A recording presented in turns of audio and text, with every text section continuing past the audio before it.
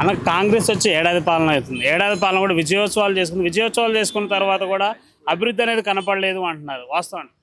కరెక్టే కదా. వాళ్ళు విజయోత్సవాలు చేసుకున్నారు కదా, ఎందుకు చేసుకున్నారో తెలుసా మీకు?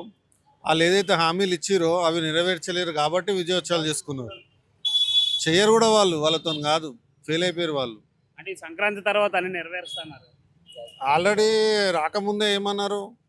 రాకముందే ఒక డెడ్ లైన్ పెట్టుకున్నారు వాళ్ళు. మేము వచ్చే ఆ, కాంగ్రెస్ ప్రభుత్వం రాకముందు ఏమన్నారు? ఇవాళ పెన్షన్ తీసుకుంటే 2000 వస్తుంది, డిసెంబర్ తర్వాత 4000 ఇస్తున్నారు. ఇప్పటిదాకా ఇచ్చిరా? ఇచ్చే ప్రసక్తి కూడా కనిపిస్తలేదు. ఇప్పుడు సంక్రాంతి అడ్డమా వాళ్ళకి? సంక్రాంతి తర్వాత ఇంకో పండుగ వస్తుంది, దాని అంటారు, దాని తర్వాత ఇంకొకటి అంటారు. చేసేటోనికి ఏది అడ్డం ఉండదు, పని చేసుకుంటూ పోవాలి. వాళ్ళు చేసే ఉద్దేశం లేదు వాళ్ళకి.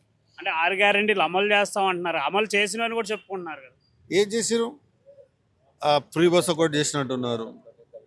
దాని తప్ప నాకైతే తెలిసి ఏది చేయలేరు. ఇంకా అంటే ఉచిత చేస్తారు. కరెంటు గ్యాస్ ఇస్తున్నారు కదా. ఉచిత కరెంట్ ఎవరికి ఇస్తున్నారు?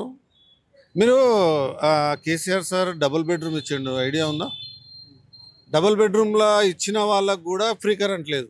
అక్కడ కూడా వాటర్ బిల్ తీసుకుంటున్నారు, కరెంటు బిల్ వస్తుంది, అన్నీ తీసుకుంటారు. ఇంకెక్కడ వీళ్ళు ఫ్రీ కరెంట్ ఇచ్చారు చెప్పండి మీరు? అంటే గత ప్రభుత్వం బాగున్నారు, ఇప్పుడు బాగుందండి. గత ప్రభుత్వమే బాగుంది, మళ్ళీ గత ప్రభుత్వం ఎప్పుడు వస్తుందా అని వెయిట్ చేస్తారు జనాలు. అంటే గత ప్రభుత్వం ఇప్పుడు లక్షల కోట్ల అప్పులు చేసి మిగిలిచిపోయింది రాష్ట్రానికి అంటున్నారు. వీళ్ళు దానికంటే ఎక్కువ చేస్తున్నారు కదా. వాళ్ళు 10 ఏళ్ళలో చేసింది, వీళ్ళు ఒక్క సంవత్సరంలోనే 1,30,30 కోట్లు ఏదో చేసినా అని అంటున్నారు. అంటే వాళ్ళు చేసిన దానికంటే వీళ్ళు ఎక్కువ చేస్తున్నారు కదా. ఇంకా అంటే రానున్న రోజుల్లోనైనా మార్చే పరిస్థితి కనపడితే ఇట్లే ఉంటుంది అంట. ఇట్లనే ఉంటుంది వచ్చి, ఇంకా దీనికంటే ఇంకా అధ్వానం అయ్యే ఛాన్సెసే కనిపిస్తున్నాయి. కానీ బెటర్గా చేస్తారు అని అయితే మాకు కనిపిస్తలేదు. మరి హైడ్రా విషయంలో ప్రజలు ఏమనుకుంటారు? హైడ్రా ఎంతవరకు కరెక్ట్ అంటారు? హైడ్రా చూస్తున్నారు కదా మీరు, స్టార్టింగ్లో ఏ రేంజ్లో అయితే పోయారో ఇప్పుడు అట్లా లేదు. అందులో కూడా కుదించుకుంటూ ఇది చేయం అది చేయం అనుకుంటే అసలు మొత్తం రియల్ ఎస్టేట్ మొత్తం డౌన్ చేసేసారు. ఒక హైడ్రా వల్ల రియల్ ఎస్టేట్ మొత్తం డౌన్ అయిపోయింది. అంటే ఇప్పుడు చాలా వరకు అయితే హామీలు ఇచ్చారు, పెన్షన్స్ పెంచుతూ అన్నారు, మహిళలకు కూడా పెన్షన్స్ ఇస్తూ అని చెప్పారు. అనడానికి ముందంటున్నారు కానీ ఏది చేస్తలేరు కదా. చేసి చూపెట్టాలి. ఊకే ఇది చేస్తాము అది చేస్తాము, టైంలో డెడ్ లైన్లు పెట్టుకుంటూ పోతున్నారు కానీ వర్క్ ఏం చేస్తలేరు వాళ్ళు. వర్క్ చేస్తే జనాలు యాక్సెప్ట్ చేస్తారు. అంటే మరి గత కొద్ది నెలల క్రితం చూసుకుంటే ఆ వరుస అరెస్టులు అనేది జరగడం జరిగింది. బీఆర్ఎస్ నాయకులని వరుస అరెస్టులు చేశారు కదా, దాని మీద ఏమంటారు? Revenge politics. రేవంత్ రెడ్డి రెడెంట్గా దొరికిండు కాబట్టి, ఆయన దొంగ కాబట్టి అందరినీ దొంగ లెక్క ముద్రించడానికి ఒక ప్రయత్నం. ఈ రేస్ వల్ల మన హైదరాబాద్ బ్రాండు చాలా పెరిగింది. అందులో ఏదో గెలికి ఏదైనా లూపలు దొరుకుతుందేమో అని ఎంత ప్రయత్నం చేస్తున్నారు వాళ్ళు. అయినా కానీ ఇప్పటిదాకా ఎటువంటి నిర్ధారణ జరగదు కూడా. ఆయన ఏంటంటే పబ్లిక్ని మైండ్ డైవర్ట్ చేసి ఏదో వీళ్ళు బీఆర్ఎస్ వాళ్ళు తప్పు చేసిరు అని చెప్పి ఒకటి క్రియేట్ చేయడానికి ఆయన ప్రయత్నం, కానీ అందులో సక్సెస్ అవుతలేడు ఆయన కాడు కూడా. మరి రానున్న రోజుల్లో కాంగ్రెస్ పాలన ఎలా ఉంటే బాగుంటుంది అనుకుంటున్నారు? కాంగ్రెస్ ఉండకపోతేనే మంచిది. కాంగ్రెస్ ఉండదు, కంపల్సరీ ఉండదు. జనాలు ఇవాళ ఈ సంవత్సరం మళ్ళీ ఎలక్షన్లు వచ్చినా కానీ కాంగ్రెస్కు తగిన బుద్ధి చెప్పడానికి ప్రజలంతా వెయిట్ చేస్తున్నారు. అంటే ఒకప్పుడు కాంగ్రెస్ రావాలి, మార్పు కావాలి అన్నారు, ఇప్పుడు కాంగ్రెస్ వద్దు అంటారు. వాళ్ళు ఏదో చేశారనుకున్నారు, ఇట్లా చేశారని తెలియదు కదా. మార్పు అదే, అంటే కేసీఆర్ కంటే కూడా బెటర్గా చేశారనుకున్నారు. వీళ్ళు మరీ ఘోరంగా చేస్తున్నారు కదా. ఎంతసేపు అదే రివెంజ్ పాలిటిక్స్ తప్ప వీళ్ళు నిజంగా జనాలకు మంచి చేసే ఉద్దేశంలో లేరు వీళ్ళు. అంటే ఇప్పుడు వచ్చే 4 సంవత్సరాల్లో కూడా ఈ పథకాలన్నీ ఇలాగే అమలు చేయకుండా ఉంటాయంట. చూద్దాం. వాళ్ళైతే చేసే ఉద్దేశం కనిపిస్తలేదు. చేసేవాళ్ళు ఏదో ఒకటి చేసుకుంటూ పోతారు కదా. ఊకే మేము సంక్రాంతి తర్వాత చేస్తాము, దీపావళి తర్వాత చేస్తామని చెప్పడం కాదు. చేసి చూపిస్తే జనాలు యాక్సెప్ట్ చేస్తారు. ఆల్రెడీ 1 ఇయర్ అయ్యింది. 1 ఇయర్లోనే ఇంత వ్యతిరేకత వచ్చింది. ఇప్పుడన్నా వాళ్ళు చేస్తే బాగుంటుంది. ఇక చేయకపోతే వాళ్ళ కర్మ భూస్థాపితం అయిపోతుంది కాంగ్రెస్. ఇప్పుడు మరి ఖైరతాబాద్ ఎమ్మెల్యే ఏమైనా వర్క్ చేస్తున్నారు మీకు? ఖైరతాబాద్ ఎమ్మెల్యే అంటే ఇక ఆయన ఏం ఇప్పటిదాకా అయితే ఎట్లా ఉందో అట్లనే జరుగుతుంది. కొత్తగా ఆయన చేసింది ఏం లేదు. చేస్తాడా లేదా అనేది ఇంకా రాబోయే రోజులలో చూడాలి. ఏమో మొన్న ఇంటర్వ్యూ మరి దేనికోసమో ఏందో, అది దాని మతలబ్ ఏందో అర్థమవుతలేదు. ఆయన అంత సీనియర్ లీడరు, ఆయన అట్లా మాట్లాడడం అక్కడ కాంగ్రెస్ వాళ్ళు కూడా కొంచెం కన్ఫ్యూజన్లోనే ఉన్నారు కదా. అరే ఏమైనా ఇట్లా మాట్లాడుతుండు అని. అట్లని బీఆర్ఎస్ మాకు అయితే మళ్ళీ బీఆర్ఎస్ పార్టీలోకి వస్తే తీసుకుంటారా లేదా అన్నది డౌటే. వస్తారు 10 మంది ఎమ్మెల్యేలు ఇప్పుడు డిస్క్వాలిఫై అయ్యే ఛాన్సెస్ ఎక్కువ కనిపిస్తున్నాయి. సుప్రీంకోర్టులో కూడా నడుస్తుంది కదా, 4 వారాలు ఏదో గడువు ఉంది. తీసేయాలి ఇట్లాంటి వాళ్ళని, డిస్క్వాలిఫై చేసి రీఎలక్షన్లు పెడితేనే ఇంకా వేరే వాళ్ళు చేసే వాళ్ళకు బుద్ధి వస్తుంది. ఒక పార్టీలో గెలిచి ఇంకో పార్టీలకు పోయి ఈ వెన్నుపోటుదారులు అంటారు కదా, ఇవన్నీ మానుకుంటే బాగుంటుంది. ఈ ఏడాదిలో పాలన అనేది ఎలా అనిపిస్తుంది? ఏడాది పాలన అంటే ఇంకా మాకేం తెలియదు, మేము రాజకీయం చేసిన వాళ్ళం కాదు. నా చెయ్యి ఇరిగింది, ఇగో కుట్లు పడ్డాయి అంతా. వాళ్ళ పాలన నేనే 10-15 లక్షలు పెట్టుకున్నా. ఇంకా వాళ్ళు చేసే దామోదర్ రాజనరసింహ నియోజకవర్గం ఏది, జోగిపేట. ఇగో నేను మా బామ్మర్ది రావణాసుడు బొమ్మ తయారు చేసిన 50 ఫీట్లు. ఏది పోయిన సంవత్సరం 4వ నెల 22వ తారీఖు రోజే పడ్డా నేను. పోయిన సంవత్సరంలో ఆడ జోగిపేట హాస్పిటల్లో వేసిర్రు. ఆడ సంగారెడ్డిలో 24 గంటలు ట్రీట్మెంట్ లేదు, ఏం లేదు. మొత్తుకుంటుంటే మా బిడ్డ మా భార్య తోలుకొచ్చి ఇక్కడ దిన్సునగర్లో వాసవి హాస్పిటల్లో పెట్టిర్రు. 9 లక్షలు అయినాయి. నాకు తోలుకపోయిన ఆయనేమో ఇవాళ పోదాం రేపు పోదాం అని ఇంతవరకు ఆయన పోతలేడు వస్తలేడు. అప్పులో వచ్చి మెడన పడ్డారు. ఇంకా ఆయన తోలుకపోతలేడు. ఆయనకి ముంగల ఉన్నోనికి ఫోన్ చేస్తేనేమో మాట్లాడతలేడు. ఇవాళ రేపు అంటున్నాడు. ఏం చేయలేదు గవర్నమెంట్. అడిగినాం ముంగల అక్కడ ఉన్నాయనేమో ఫోన్ లేపట్లేదు. తోలుకపోయినాడేమో ఇవాళ రేపు అని చెప్పి 7 నెలల దినమైంది.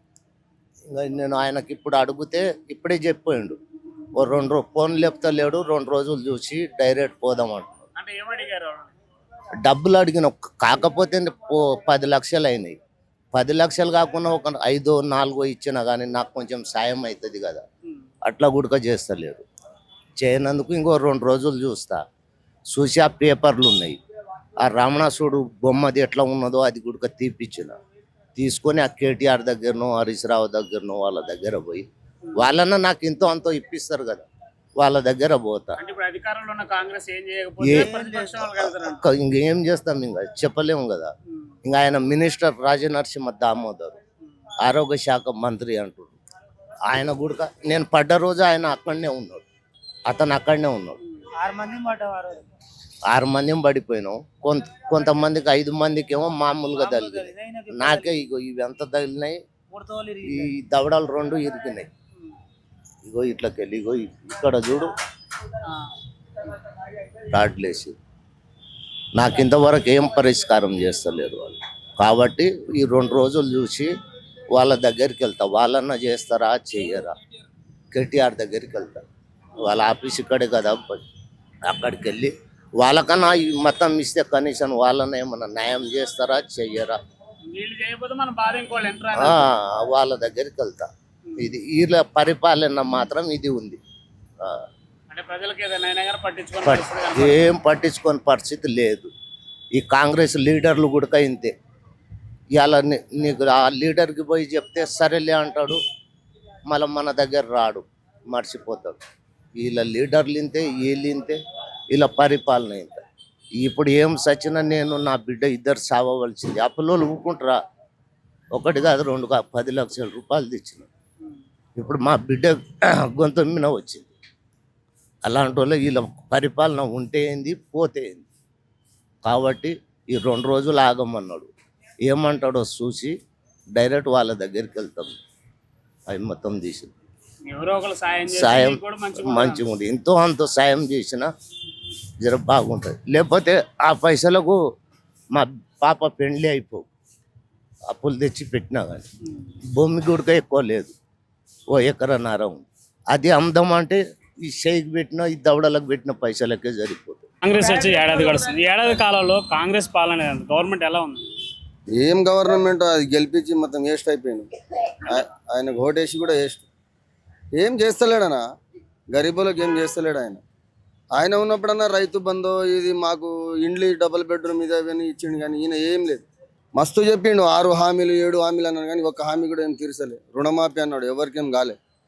ఎవరికో 50,000 ఉన్నోనికి 1,00,000 ఉన్నోనికి ఇచ్చిండు, ఏం చేయలే. బుల్డోజర్ని హైదరాబాద్ మొత్తం కలిపిండు. ఆ బుల్డోజర్ మంచిగా గరీబుల ముసి అది అభివృద్ధి చేస్తా ఇది చేస్తా అంటే ఏం చేస్తలేడు ఆయన.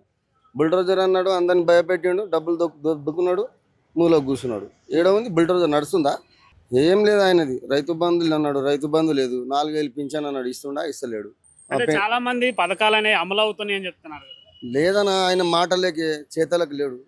మాటలు అయితే మస్తుగా ఉన్నాయి, వాళ్ళ దాంట్లోనే వాళ్ళు చక్కగా లేరు. సీఎం ఉన్నాడంటే ఉన్నాడు అంతే. ఒక్క పథకం అన్న విజయవంతం చేసిండా?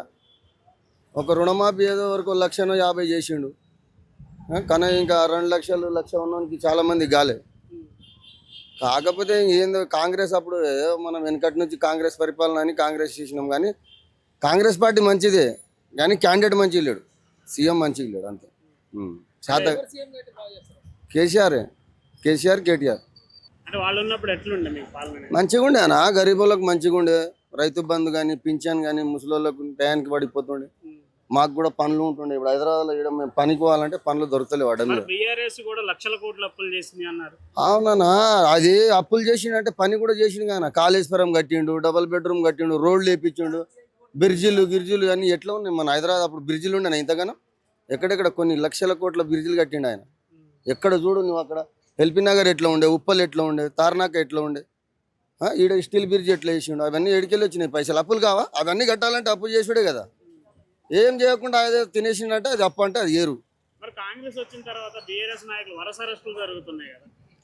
అదే వాళ్ళ మీద ఎక్కడ తట్టుకోలేక వాళ్ళ మీద దాడి పెట్టుకుని ఇది చేసిండ్రు, అది చేసిరు, కార్ రేజు, ఈ రేజు, ఆ రేజు అని. ఆయన ఏదో అంబాసిడర్ హైదరాబాద్, గ్రేట్ హైదరాబాద్ మంచిగా గుర్తింపు రావాలని ఆయన పెట్టి మళ్ళీ ఏదో ప్రూఫ్ చేసి మళ్ళీ జైల్లో పెట్టాలి కదా. అది హరాస్మెంట్ ఎందుకు? ఒక ప్రూఫ్ ఒక్కటన్నా ఉందా? అంటే అక్కడ అమెరికా, ఢిల్లీ అక్కడక్కడ పోతుండు, కానీ ఇక్కడ మన తెలంగాణలో ఏమన్నా పని చేస్తుండా? పొద్దున్న లేస్తే ఢిల్లీ. ఆయన చేసుడు ఏం లేదు, పనులు చేసుడు లేదు, తిరుగుడే. అంటే ఇప్పుడు కాంగ్రెస్ రానున్న 4 సంవత్సరాలలో కూడా అభివృద్ధి అనేది కనపడుద్ది అంటారు?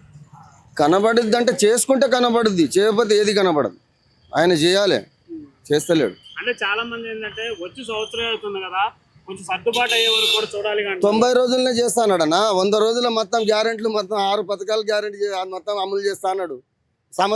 సంవత్సరం నుంచి ఏం పథకం ఒక్కటన్నా అమలు చేసిండా?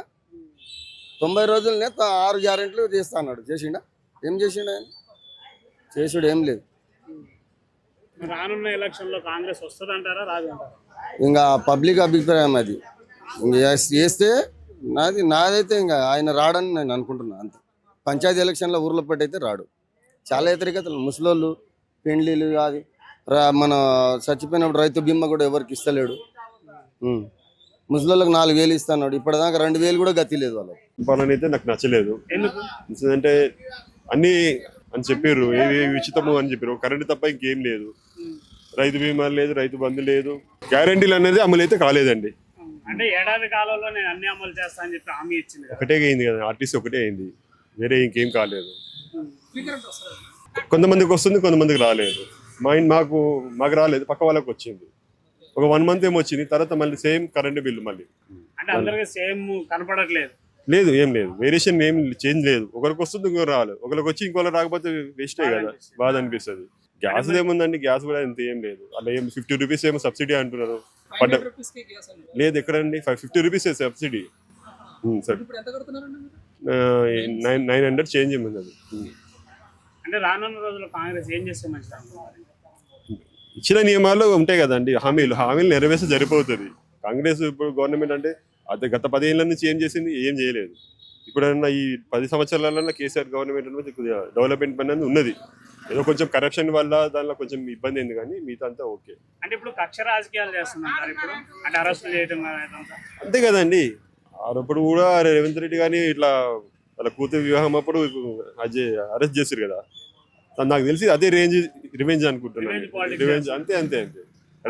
ఒకవేళ బీఆర్ఎస్ వస్తే మళ్ళీ రేవంత్ రెడ్డిని అరెస్ట్ చేసే ప్రయత్నం జరుగుతుంది. అదైతే అది రాజకీయ పరంగా మనం చెప్పలేము కదండి, వాళ్ళ ఇంటర్ఫీర్ వాళ్ళ ఏమో మనకు ఐడియా లేదు. అంటే రానున్న రోజుల్లో కాంగ్రెస్ అభివృద్ధి చేస్తుంది అంటారా, లేదు అంటే ఇట్లే వదిలిపెడుతుంది అంటారా, అన్ని అమలు చేస్తారంటారా, చేయదంటారా? నాకైతే నమ్మకం అయితే లేదండి కాంగ్రెస్ ప్రభుత్వం.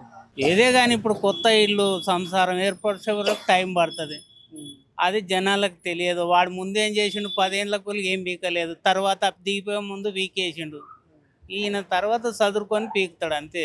ఇంకా అంటే వచ్చిన 100 రోజులలో అమలు చేస్తా అంట కదా. అవే అది చేసిండు కదా.